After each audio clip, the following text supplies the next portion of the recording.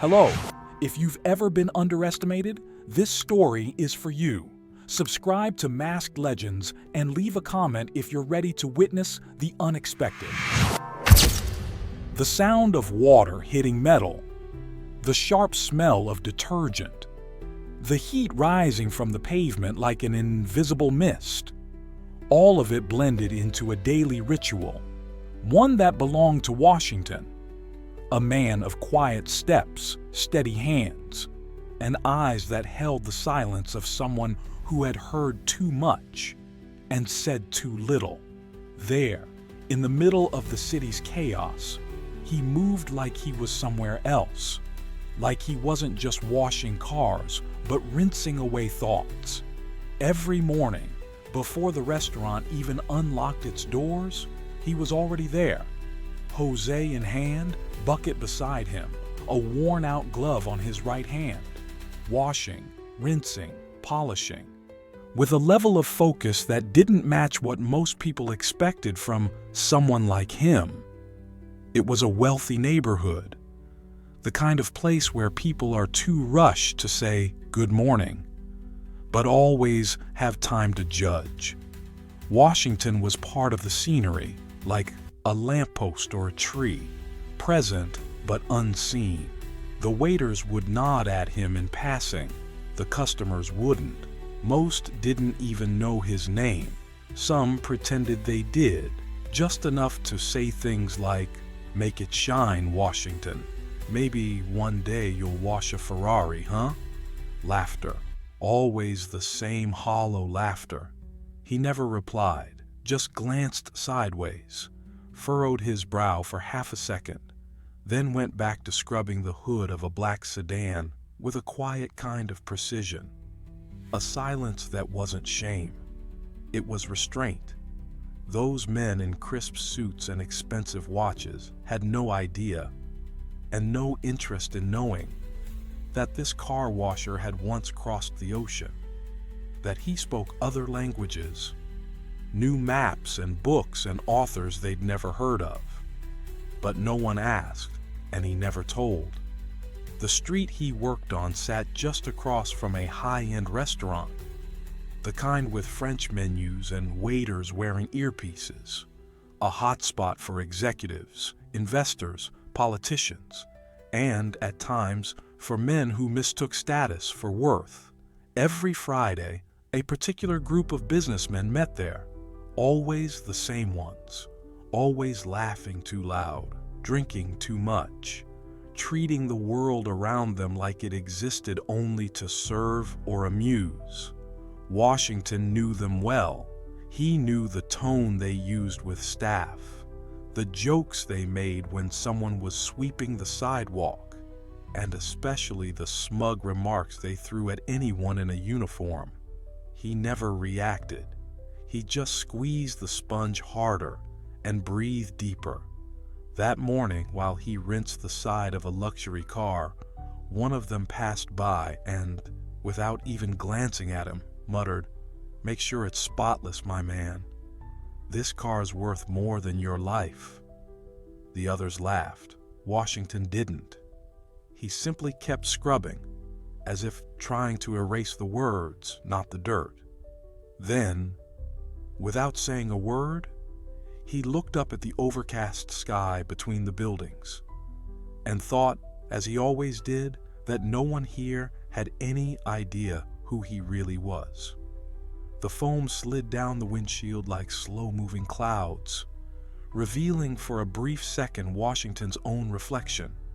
Eyes tired, jaw clenched, a face that once smiled more than it frowned.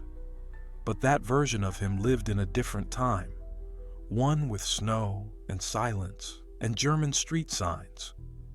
Yes, he had lived in Germany. Few people in his life here knew that. Fewer cared. It wasn't something he announced. There was no point. Not when people had already decided who you were by the way you dressed or how you made your living.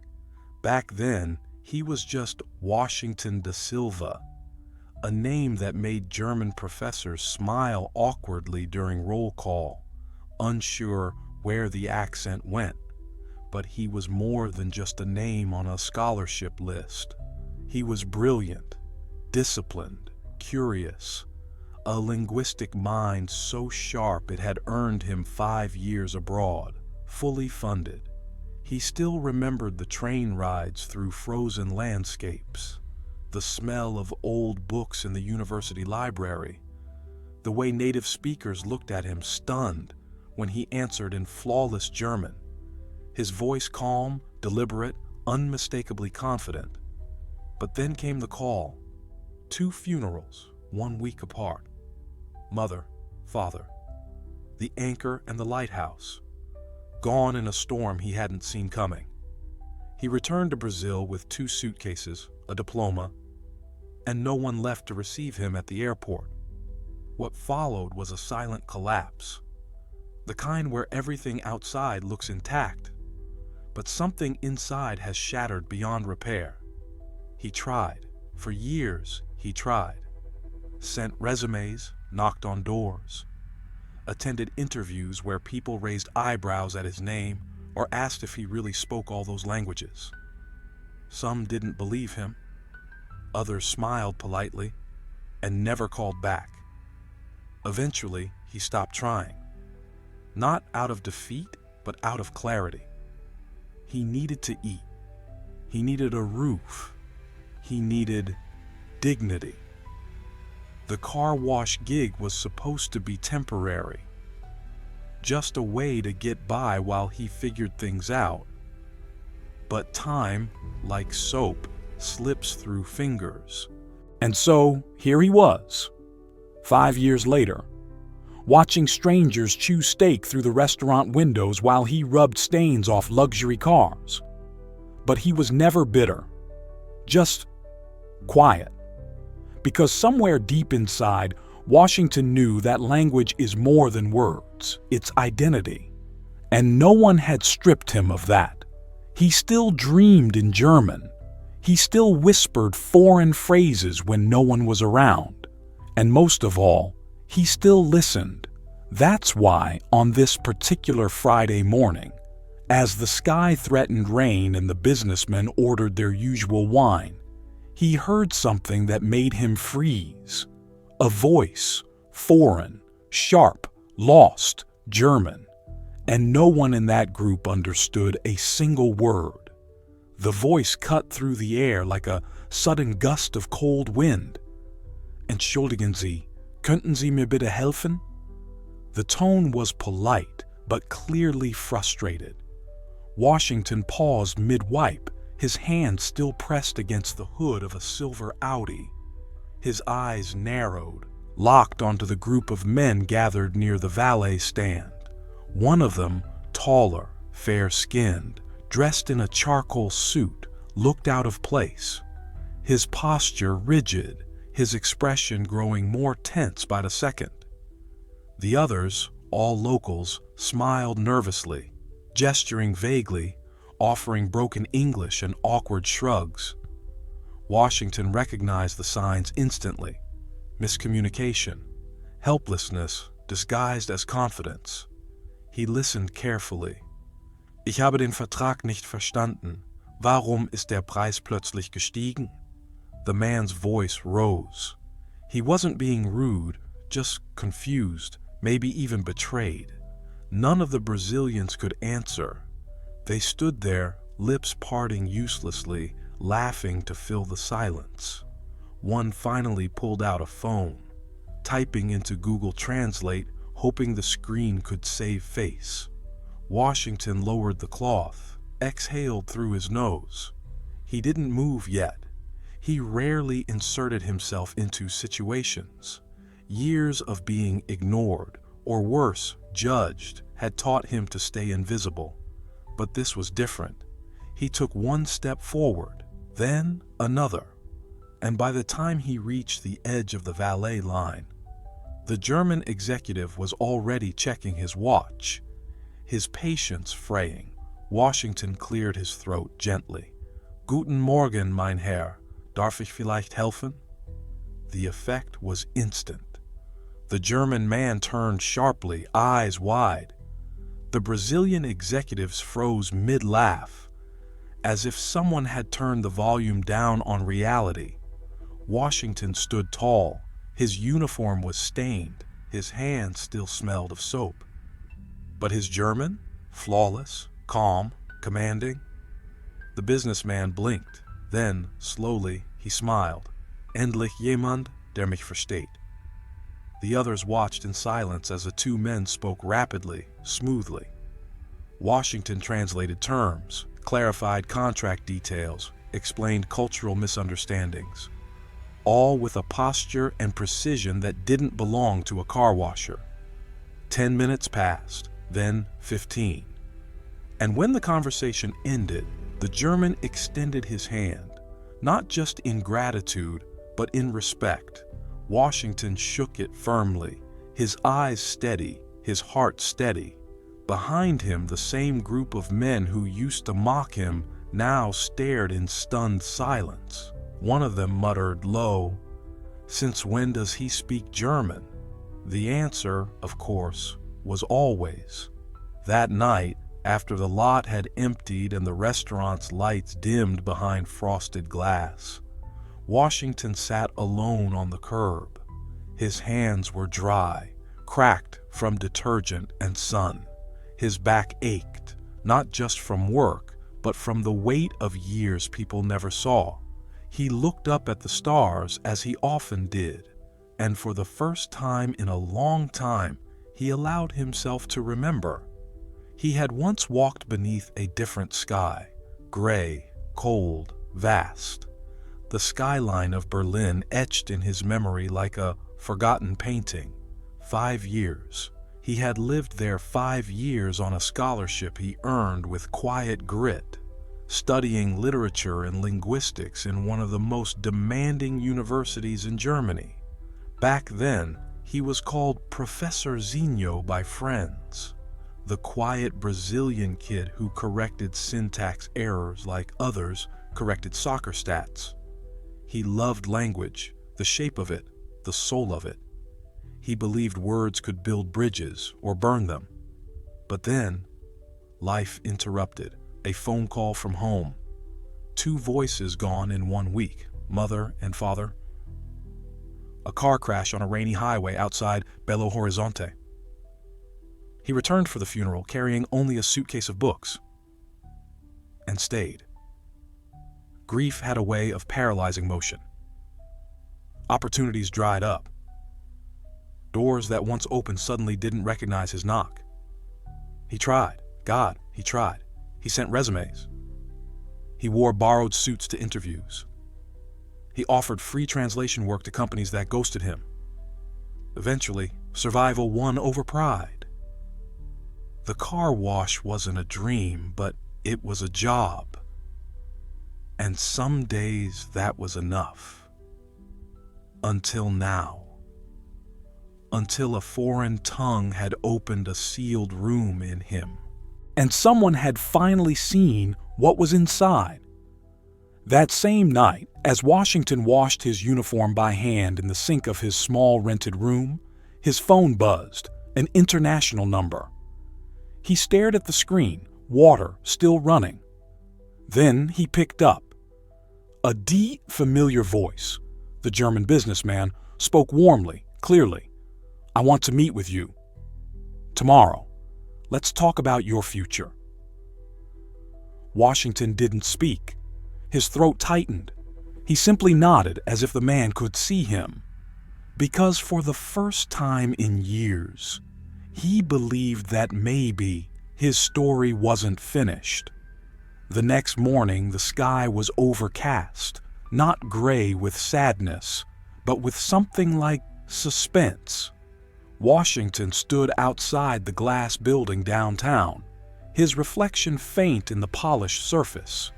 He wore the only collared shirt he owned, ironed meticulously the night before. His shoes were clean, but still bore the scuffs of years spent on concrete. Inside, the lobby smelled of leather and cold air conditioning.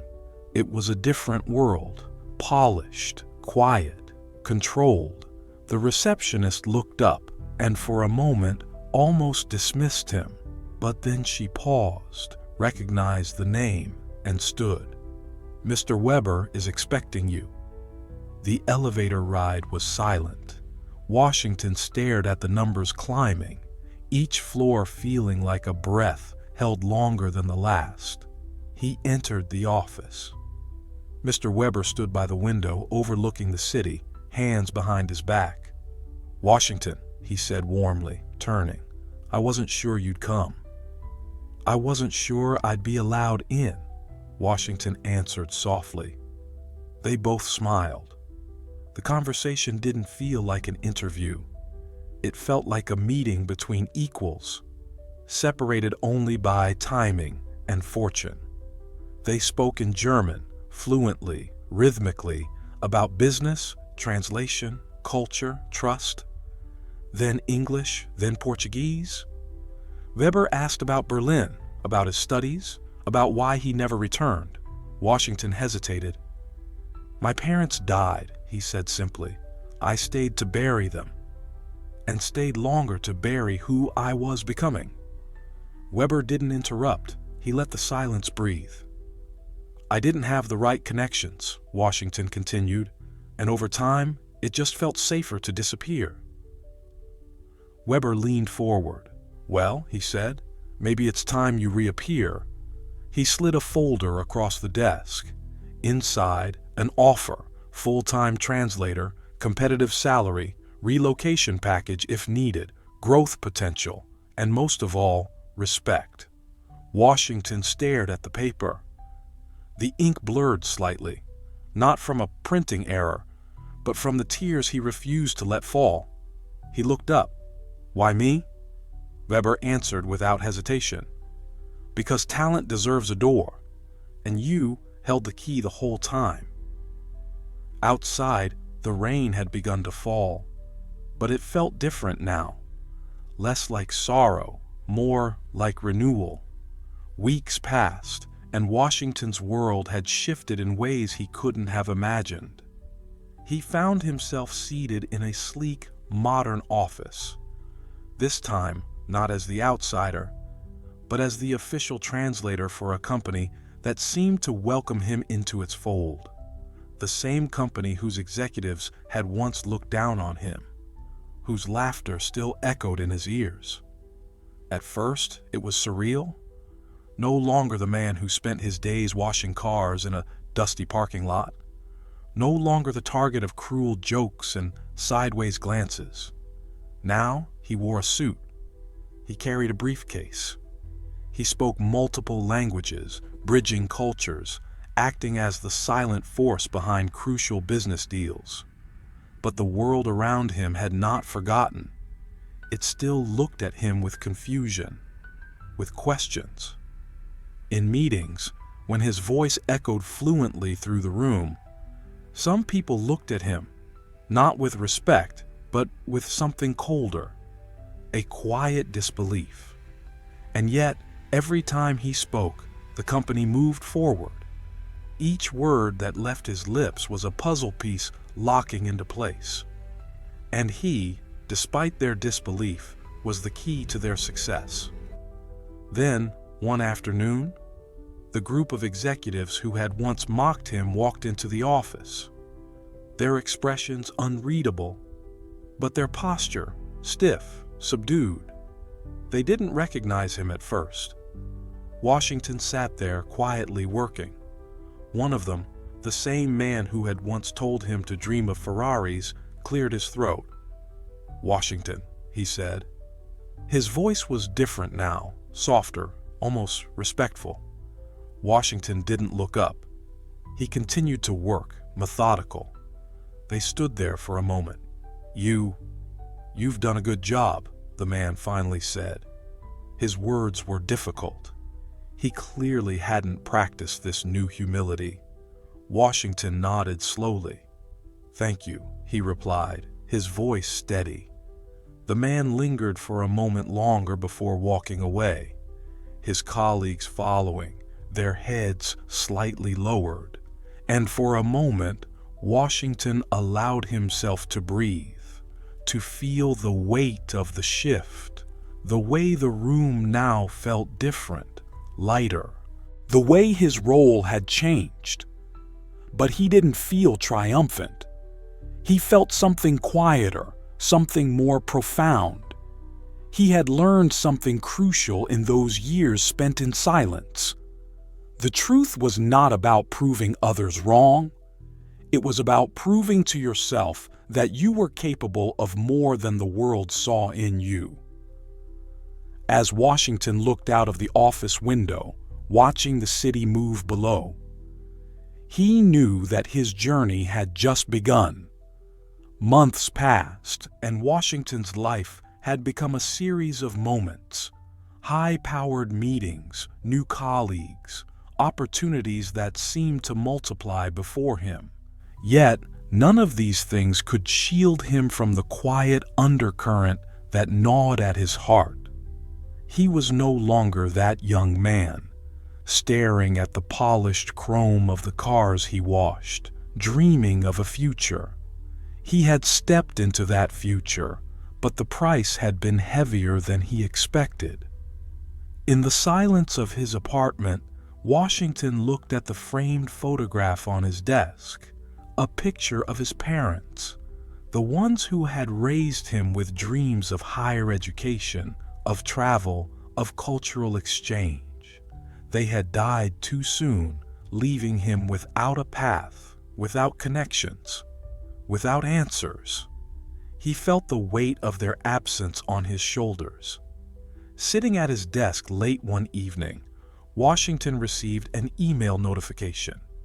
It was from the company's CEO, the very executive who had hired him. The subject line simply read, "An important opportunity." He clicked on it, his heart tightening. The opportunity was a major project in Germany involving multiple stakeholders, requiring not just his linguistic skills, but his personal knowledge of the country. It was a prestigious role. It was everything he had dreamed of when he was younger. But as he read the email, one thought struck him. How much of this success had come at the cost of everything he'd left behind? His parents were gone. His old friends were distant, if not entirely forgotten.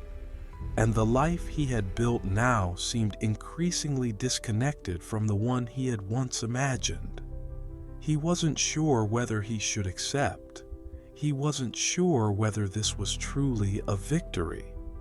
But in that moment of indecision, the door to his apartment creaked open.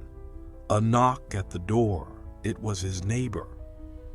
A woman who had been kind to him when he first moved in.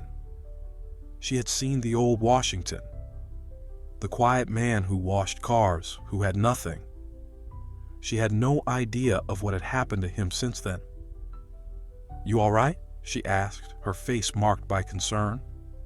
Washington looked up, startled, and then nodded slowly. "I'm fine," he said, his voice heavy. But there was something different in his gaze. It wasn't just the success he had now. It wasn't the job. It was the weight of everything he had lost. The memories of a simpler time, when life wasn't defined by ambition or competition. She gave him a gentle smile, her eyes understanding, and left him alone again. But the visit lingered in his thoughts. Days passed, and Washington sat at his desk, staring at the email, torn between the future he had built and the past that still haunted him. The German project loomed over him like a shadow, its promise of success both thrilling and terrifying. He could accept it. He could continue to climb, to prove that the boy who washed cars was now the man who sat at the table with powerful businessmen. But the more he thought about it, the more the words of his old neighbor echoed in his mind. "Are you all right?" Maybe it wasn't about the job. Maybe it wasn't about the recognition. Maybe it was about remembering who he had been before all this, before the suits and the meetings, before the applause. Maybe it was about reconciling with the Washington who had loved his parents and dreamed of a world without walls, a world where his worth wasn't defined by his job title, but by who he truly was. That night, Washington made his decision. The next morning, he walked into the office, his steps firm and purposeful. The CEO was in a meeting, so he waited in the lobby, thinking of the moment when he would walk away from it all. The life he had built, a dream, yes, but one that came with sacrifices he hadn't fully understood until now. When the CEO finally emerged, Washington stood up, his posture steady. "Good morning," he said. "Is everything all right?" the CEO asked, sensing something was different. Washington nodded. He could feel the weight of the moment, the weight of the choices that had brought him here. "I've decided to decline the offer," he said calmly. "I've been given everything I ever wanted, but I've realized that I've forgotten what I truly need." The CEO's expression faltered for a second, surprised by the unexpected response. "I see," the CEO said, pausing. "But you've worked hard for this, Washington. Why walk away now?" Washington smiled softly, the corners of his mouth turning up just enough to show that he wasn't angry, only at peace with the choice he had made. "Sometimes it's not about what we gain, but what we lose in the process," he replied. "And I think I've lost enough to know what really matters." With that, he turned and walked out of the office, not with the weight of failure, but with the lightness of someone who had reclaimed himself. As he stepped into the bustling street outside, Washington felt a sense of calm settle over him. The world hadn't changed, the challenges were still there, but he had found something that no job offer, no success could replace. He had found himself, and in that moment, he understood. His true success wasn't in the power or the prestige he had achieved. It was in knowing that he had a story to tell, that he had come from a place of humility and hardship, and had built a life that wasn't just about what others saw, but about what he felt deep inside. The cars continued to pass by. The city buzzed with life. But Washington was no longer the man who washed cars. He was the man who knew exactly who he was. And as he walked away, he finally felt the quiet peace of knowing he had made the right choice. Subscribe if you love a comeback story. And tell me in the comments, ever shocked someone with your truth? Bye-bye.